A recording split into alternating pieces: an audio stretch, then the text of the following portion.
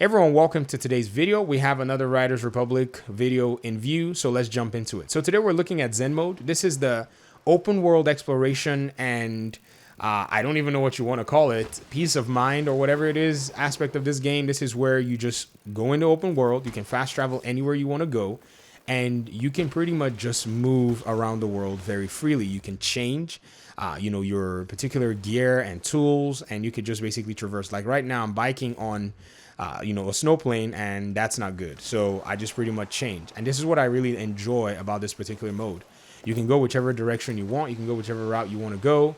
And this really works for me in terms of just moving around the open world. Now, I'll give my thoughts on the Zen mode, and I'll talk about some of its benefits that I've seen and some of the benefits so far that I like, because I think the vision of this particular kind of mode helps put the game in some sort of a snapshot.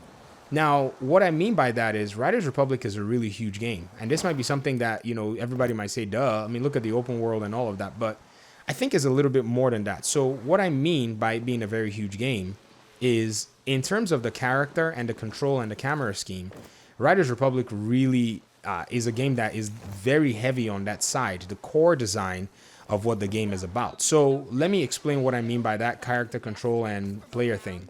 So there's what they call lead 3C in 3C in game development world. They usually hire a lead 3C designer, somebody who leads a team to design the character, the camera, and the control of many of any of these video games, FPS, third person. As long as you have a character in the game that you're going to control, there are lead 3 designers and 3C designers that are actually working on stuff like that. Whoops, missed that stunt. And so because Riders Republic is a game that requires a lot of control, has different activities, the 3C side is what makes the game really big, because you have to master all of these different tools and in different contexts and in different races. So this is what really makes this game, in a sense, big. And this is why a mode like this is very important for such a snapshot, if you were to ask my opinion. And so I believe they put this here just for the enjoyment of many people who may not want to, engage in too much of the stress in the game, or just play by themselves, or just run around the world and kind of, get a feel for exactly what the game is about.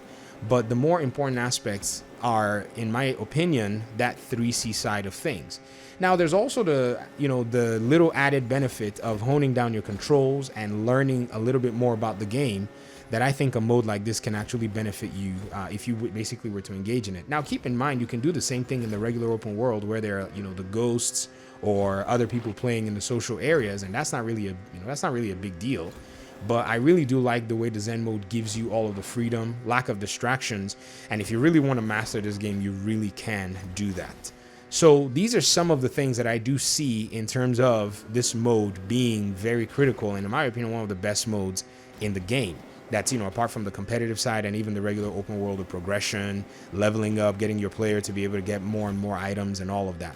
Because even when you get those items and stuff, you can still try them in the open world, no doubt, but you're mainly getting those items in order for you to be able to get, more better items and just kind of get more and more, into the entirety of what the game is about, if you get what I mean. Another thing, too, in terms of this particular mode is it's possible for you to be able to master other aspects of this game that you probably won't try. So right now, the reason I'm kind of janky in my controls is because I'm learning the discipline to use the trickster control scheme. Now, this is very crazy because when you go into the controller scheme, when you start the game, they'll give you 2 controller presets and explain them to you. Racer basically allows you to control the camera. Remember, I told you the 3C side of this game is camera, character, and the controls. So these things all work together. And then in Trickster, you get no camera control. So that's why I said this game is huge in a sense, because not only do you now have to realize or decide that the different modes will require maybe having a camera or maybe not having a camera. Now, the difference also is something that you get to see. If you're doing Trickster mode, you basically just flick your joystick and you're able to do your tricks and do your stunts and all of that. And it actually, in my opinion, feels a lot more satisfying. But then there are some places where, you just want that camera and you just need it. If you're doing a race downhill and you have these sharp turns, the camera is responsive too. I'm not going to, down it, but sometimes you just want the control for yourself. While sometimes you just say, you know what, forget it. I'll just let the game assist me, and, you just go from there.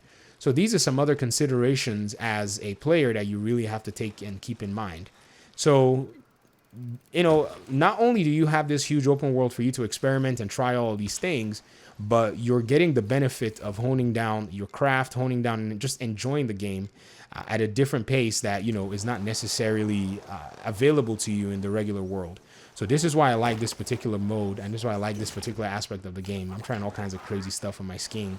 I want to really get my skiing to be like honed down to almost perfection, because to me, it seems like the one that resonates out of all the other aspects of the game. Yep, that's awkward.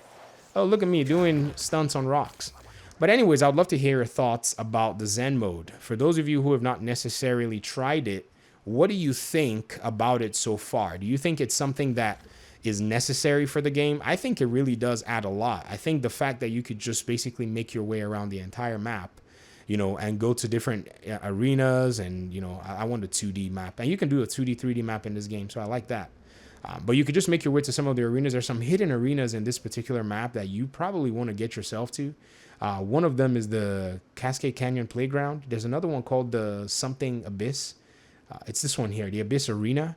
And I recommend that you make your way into this spot, man, because this skiing ring is so much fun. It has so much in terms of just honing down your skill. In fact, if you watch my videos on getting your ski game on, or my video, sorry, I haven't made more than one, you're going to see that I use this arena to kind of just, you know, present some of the really cool things about the skiing in this game, because this just does a good job. Now, the reason I'm hopping is because I think I still have my camera controls, but I don't. So I'll probably come in here and do some more trickster stuff.